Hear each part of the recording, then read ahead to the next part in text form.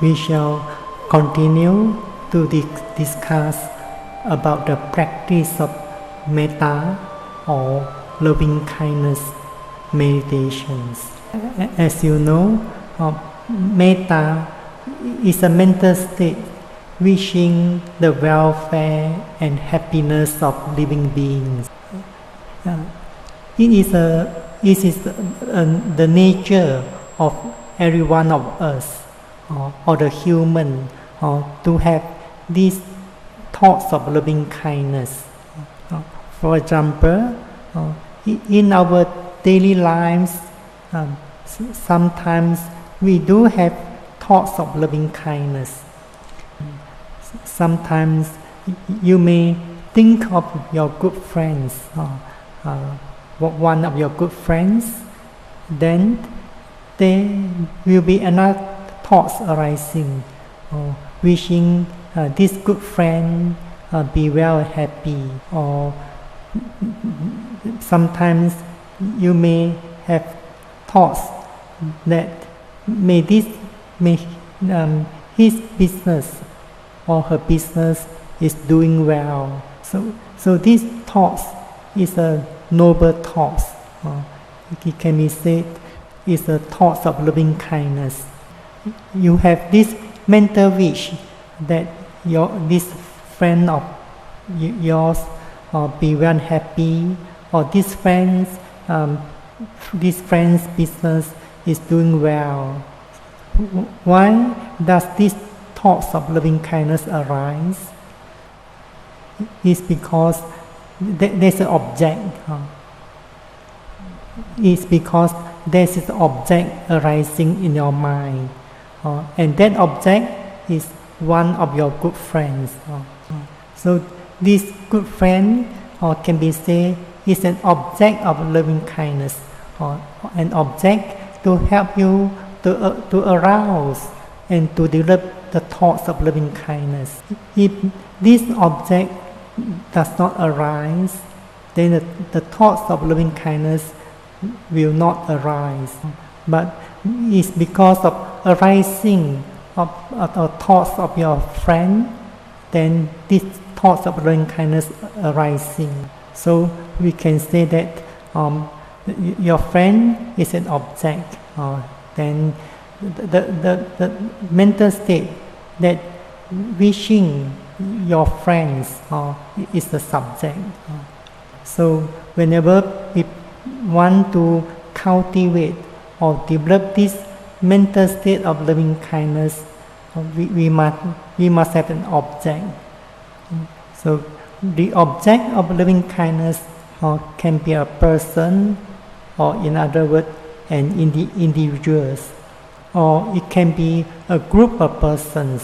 For example, your friends, your relatives, or even locations. For example, beings in the city of Bangkok. So here you specify your objects. So this way of practicing or developing the thoughts of loving kindness is known as specific loving kindness. But if meditators do not specify any objects, and meditators develop thoughts of loving kindness towards all living beings, then this way of developing of loving kindness is known as unspecific loving kindness or general loving kindness. So before I explain further about these objects of loving kindness, I shall explain what should be done before one begins to practice loving kindness. In the Visuddhimagga, it explains that one should reflect or contemplate on the dangers of dosa. Contemplate on the danger of dosa or in other words, the force of dosa. Dosa means anger, hatred, aversion, and so on. So, in other words, dosa is a Pali word. Usually it's translated as hatred. So, hatred is directly opposite to this wholesome mental state of metta or loving kindness. So, this practice of loving kindness is the purpose is to overcome this unwholesome mental state of dosa, or in other words, hatred, anger, aversion, ill will, and so on. It's because if one does not rightly understand or realize the danger of dosa or the faults of dosa, then one would not make an effort to abandon it. So, if one knows the danger of dosa or that causes one to suffer, then one would make an effort to remove it, to abandon it. Due to arising of dosa, such as anger, hatred, ill will, then whatever wholesome qualities in the mind will be abandoned. So, due to this dosa, then one may have ill will or unwholesome desire to cause suffering to others, or to hurt someone, or to commit an evil actions that will cause suffering to others, and eventually also one will reap the results of these unwholesome actions.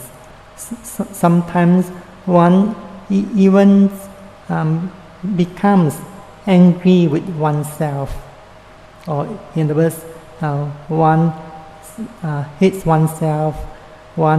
This is what called self-hatred. And due to this self-hatred, one may hurt oneself. So when one reflects or contemplates in this way, then one will make an effort to abandon this unwholesome state of dosa.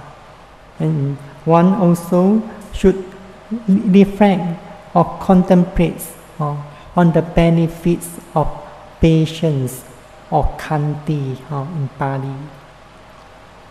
Patience or khanti in Pali.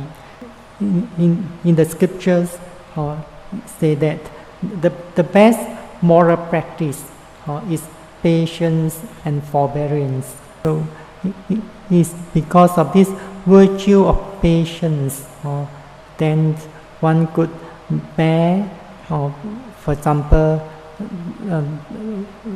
rudeness of others. One can avoid conflicts or quarrels. So that's why one must practice patience. Whenever one has patience, then these thoughts of loving kindness could be developed or cultivated easily. As you know, in the one of the Dhammapada verses, the Lord Buddha say, hatred is indeed never appeased by hatred in this world. It is appeased only by loving kindness. This is an ancient law. So if we want to stop or overcome this dosa, then you have to develop loving kindness. The Lord Buddha said this when the Lord Buddha was referred to the field. Field means the revenge being taken between two women. The Lord Buddha was saying this, referring to the field. Field means the conflicts, the quarrel, or the revenge being taken among two women. Once there was a householder. His wife could not give birth, so they were childless, or they don't have children. So this householder took another wife.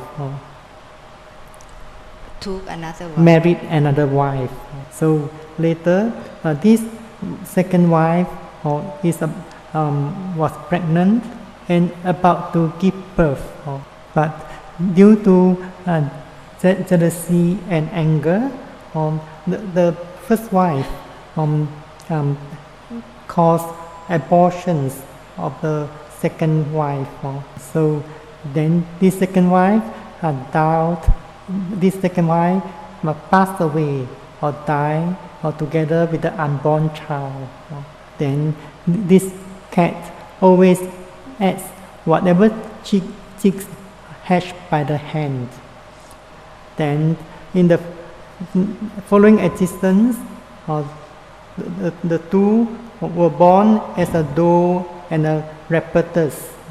So a doe is a female deer. So whenever this female deer gives birth, so all these baby deer will be eaten out by the raptors. Then finally, one born as a daughter of a nobleman and one born as an ogress. So this daughter of a nobleman gave birth to a baby. So this ogress came, wanted to eat the baby. So at the time, the Lord Buddha was stay at the Jetavana monasteries. So this lady carried her baby and ran to the monasteries and placed this baby at the feet of the Lord Buddha. So the ogress was stopped at the door because she was prevented from entering the monasteries by the guardian spirits. So later, she was called in, and the Lord Buddha admonished both of them. Later, this ogress was called in, and the Lord Buddha admonished both of them. So the Lord Buddha told them this cycle of revenge in the past existences. The Lord Buddha said, hatred could only cause more hatred. แก่กันก็จะยิ่งทำให้เกิดความโกรธเกลียดมากยิ่งขึ้น It could only cease or stop through goodwill, loving kindness, or friendship. So similarly, if one has hatred, one may commit various acts of evil, then one may have to reap the results of those evil acts. So one will be born in this samsara, or the cycle of birth and death. So in this way, one may also have to reflect on this dharma in order to arouse the effort to develop this wholesome mental state of loving kindness. So after realizing the danger of this dosa, then after one has reflected or contemplated on this danger of dosa and the benefit of patience or khanti, then one begins to develop or cultivate loving kindness. So then one may begin with oneself. One may begin with oneself to develop loving kindness. So, as explained yesterday by Venerable Jamye Sayadaw, one begins to develop loving kindness for oneself as an example. The meaning of making oneself as example is that if you love yourself, if you desire to live happily, so do other beings. If you desire not to be harmed by others, so do other beings. For example, in the Karaniya Metta Sutta, it says that if one has loving kindness for others, one would not deceive others. If one has loving kindness for others, one would not deceive others. Deceive means like cheating or cheat others. In other words, everybody loves himself or herself. To everybody, his life or her life is dear. If one rightly understands these facts or truth, one should abstain from harming another. So one begins oneself, making oneself as an example. For example, you wish yourself, may I be well, happy and peaceful, may I be free from suffering. So, in other words, if you have loving kindness for yourself, then you should have the same loving kindness towards others. It's because others, just like you, they are also desire to live happily, peacefully, and free from suffering. So, but if one only develops loving kindness for oneself, then it's not possible to attain any deep concentration. It's not possible to develop the mental state of loving kindness. So even if one is developing loving kindness for oneself or for 1 hour or 2 hours, 1 day, 1 week, or 1 month, 1 year, and so on, all the time, it's not possible to gain any concentration nor to develop the mental state of loving kindness.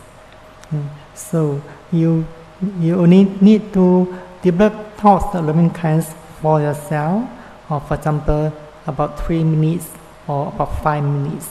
Then you must have an object of loving kindness. แล้วก็You must have an object of loving kindness. So if one practices specific loving kindness, if one wants to choose a person or an individual as an object of loving kindness, then one must know certain important points. So one has to know at the very beginning, one may have to avoid certain individuals. One also has to know one should not develop loving kindness to certain individuals.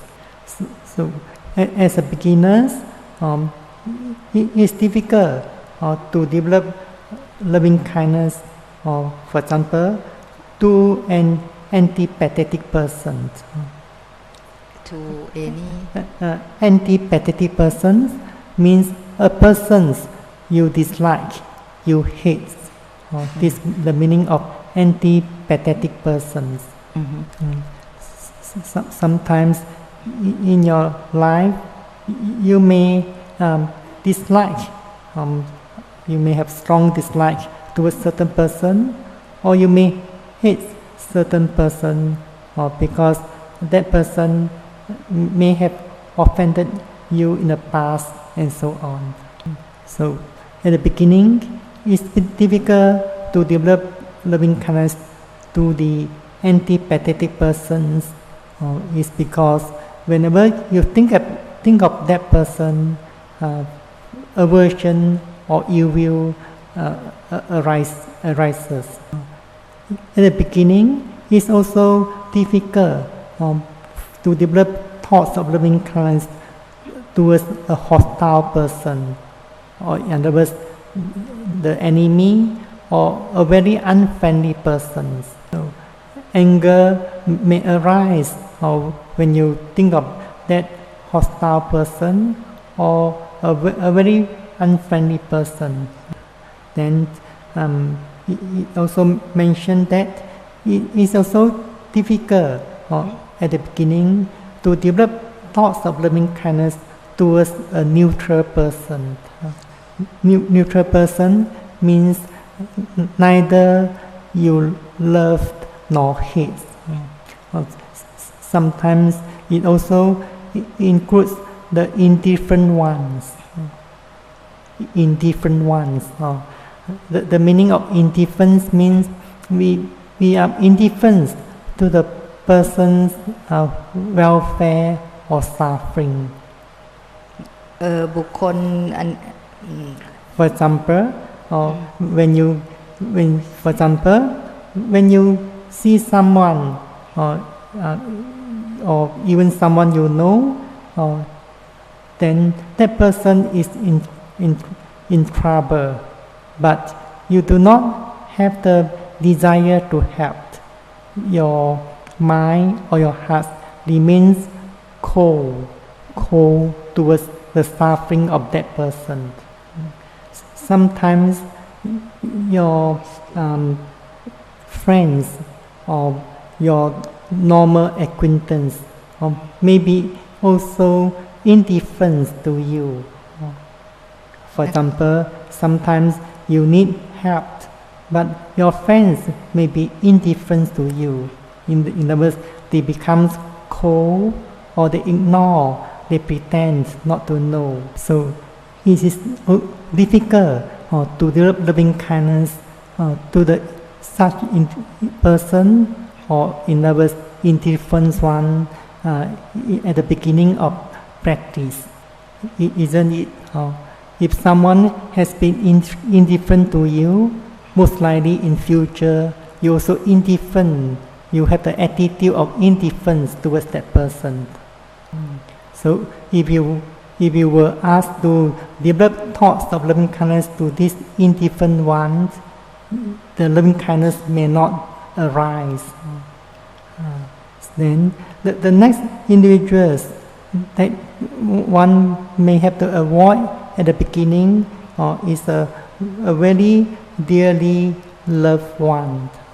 A very dearly loved one means the meditators have a very close affinity with that person. So if that person is suffering from certain illness or facing some difficulties, then the meditators when meditators practice loving kindness towards the person, the mind may think of the suffering or the troubles facing by that person.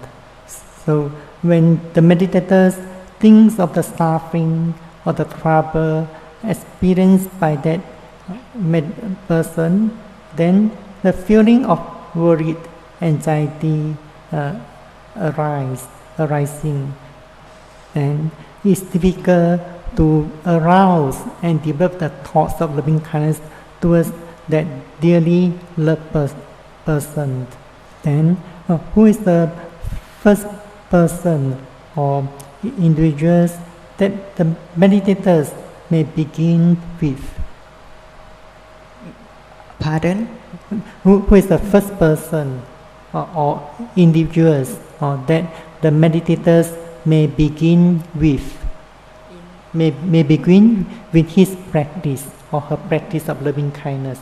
The first person or individuals that the meditators may begin with the text say is the respected person. So the respected person could be your preceptors or your teachers or someone who is endowed with sila, samadhi, panya. Then the text also mentioned that one should not develop loving kindness specifically towards a dead person. So in other words, a dead person is not a suitable object of loving kindness. If meditators choose a dead person as an object of loving kindness, then they will not be able to attain any deep concentrations. Then the text also mentioned, he should not develop loving kindness specifically towards the opposite sex. But here there may be some exceptions.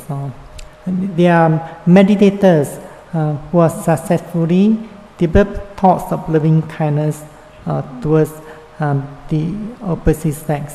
Like for example, even as a beginners, for the male yogis should be at least be able to develop thoughts of loving kindness towards his mother, and the vice versa. The female yogis should be able to develop thoughts of loving kindness towards her father. So mother and father the two persons in the world that we should always show gratitude or be grateful to them. So there should not be any problems in the practicing of loving kindness towards them. When the practice of loving kindness is successful, then this unwholesome mental state of dosa subsided. But when the practice is failed or not successful, then selfish affections or pema developed. Selfish affections or pema in Pali, or love with affections, pema or developed. So in the practice of loving kindness meditations, meditators may encounter two kinds of enemies. Two kinds of enemy to the metta. Two kinds of enemy to the metta. The first enemy of practice of metta is the dosa. So this unwholesome mental state of dosa is known as distant enemy or far enemy of metta. So when this unwholesome mental state of dosa, such as anger or hatred, aversion, ill will, arise in the mind, then meditators know that there is no thoughts of loving kindness. So it's not difficult to perceive that dosa has been arising in the mind. Then the other enemy is known as near enemy. So near enemy of metta is a pema, or sometimes raga or lust may arise. So when meditators could not differentiate well between the wholesome mental state of loving kindness and unwholesome mental state of pema, in other words, love with affections, love with attachments, then so when meditators practice loving kindness to the opposite sex, then this pema or selfish affections, love may be developed deep inside the heart. So, but if meditators could differentiate well about these thoughts of loving kindness and unwholesome mental state of pema, and he always develop these wholesome thoughts, then this enemy could not arise. So, for example, if one has a lot of gratitude and respect towards one's teacher, then one could truly develop these wholesome states, or sometimes we call the beautiful state of loving kindness.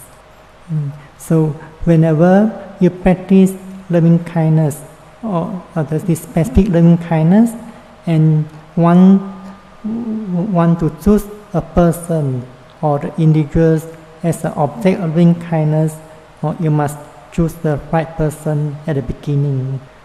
So whenever you have found a good object of loving kindness, or for example, it could be your mother or father or your respected teachers, then you should develop thoughts of loving kindness to him or her, or as long as possible.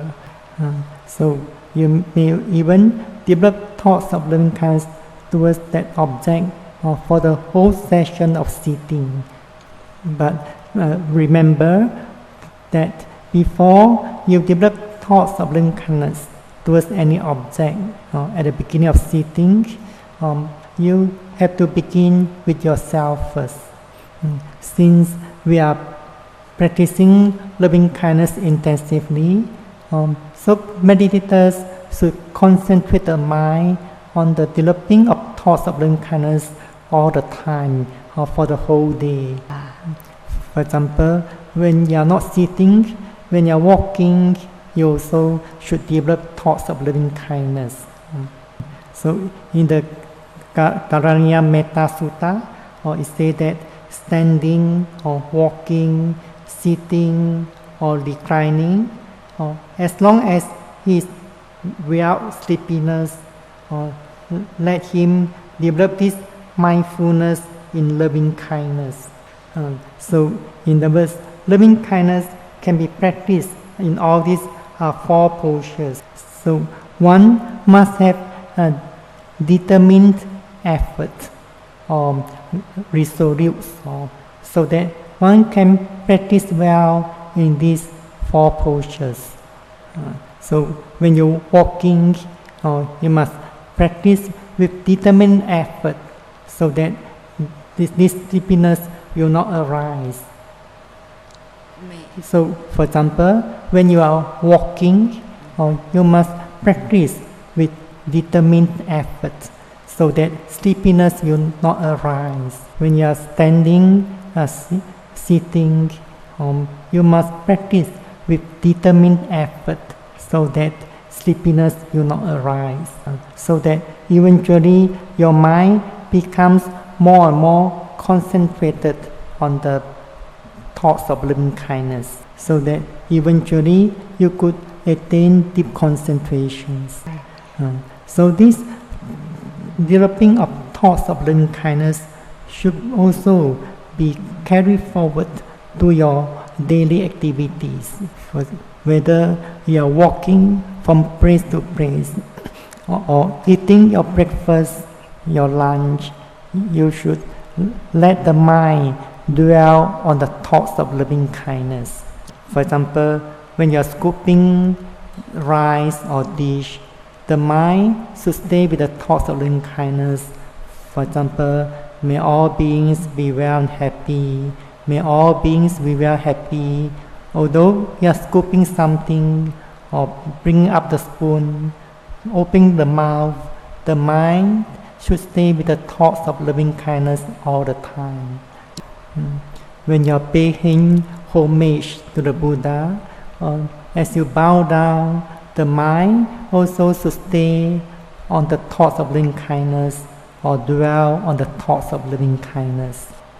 So this is what I call the sublime living, or Brahma Vihara. So even in the sitting or walking, if you hear something, you should ignore it. You should stay with the thoughts of loving kindness. During sitting meditations, if you feel pain or numb, you should ignore the pain, ignore the numbness, and continue to develop the thoughts of loving kindness. So even if you want to change your postures, you should also dwell on the thoughts of loving kindness.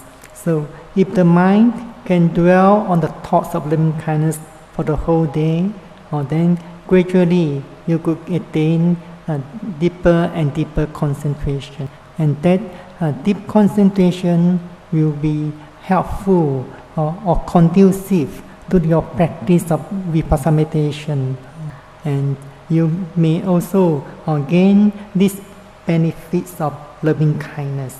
So there are 11 benefits of loving kindness.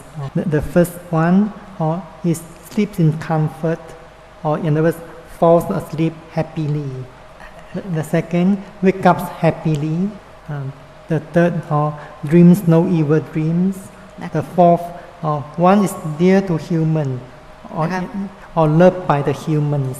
The fifth, one is also dear to non-human, or loved by non-human. The sixth is protected by the Deva, and number 7, protected from dangers caused by fire or weapons and poison. เป็นไฟเป็นพิษนะคะ And number 8, one's mind is easily concentrated. So that's why we say that this practice of loving kindness is very helpful or conducive to the practice of vipassana meditation. When the mind is concentrated, when concentration could be gained through the practice of loving kindness meditation, then the mind becomes soft, pliant, soft and pliant. Then แล้วก็แข็ง then that concentrated mind can concentrate deeply into the object of vipassana meditations. Then the next benefit, number 9, expression of one's face is serene or clear. The expression of one's face is serene and clear. One dies unconfused. So then the last benefit, if a person has not yet attained the highest enlightenment, then one will be reborn as a Brahma. So when one reflects on these benefits, then it could also help one to arouse the strenuous effort to develop these thoughts of loving kindness. And finally, I would like to quote from one of the discourses in the Samyutta Nikaya. The Lord Buddha said, having killed anger, one sleeps soundly. Having killed anger, one does not sorrow. Having killed anger, one sleeps soundly. Soundly means peacefully. Having killed anger, one does not sorrow.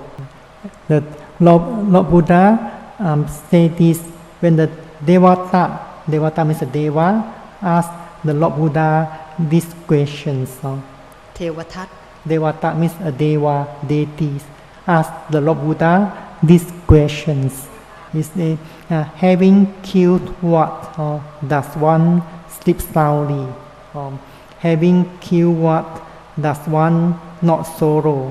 What is the one thing whose killing you approve? He asked the Lord Buddha, what is the one thing whose killing you approve? What is the one thing that the Gautama approve? What is the one thing whose killing you approve? นะคะ What type of killing you approve? So that's why the Lord Buddha say, having killed anger, one sleeps loudly. Having killed anger, one does not sorrow. So he say the killing of anger, this the noble one, please. It because this anger has a poison roots and honey tip. poison root Poison and honey tip. The meaning of poison roots means because anger, the result anger is suffering, and anger has a honey tip. The meaning of honey tip because pleasures or happiness arises when one returns anger with anger, or pleasures or happiness arises when one returns abuse with abuse. Isn't it? When if someone is being sarcastic to you, and you in return also being sarcastic to that person, then you feel happy. You could take that revenge. Or someone has offended you, then or has done something wrong to you, then you take revenge. When you could take revenge, then you may feel some sort of happiness or pleasures inside your heart, even it doesn't show up in your face. All this because of anger or hatred. So, in other words, when you have anger, hatred, you may bear this anger, hatred, or grudge in your mind. You may think, how should I take the revenge? Then you may not able to sleep soundly. Your mind always thinking of this person, how this person has offended you. Then if this anger is translated or manifested into evil acts, then one will feel sorrow in the future. So that's why if you want to sleep soundly, if you no longer want to be sorrow, then you have to kill your anger. So I wish everyone strive diligently to develop these thoughts of loving kindness, so that you could overcome this dosa, attain deep concentration, and this deep concentration becomes the foundation of your practice of vipassana meditations, and realize all the stages of insight knowledge. กราบท่าน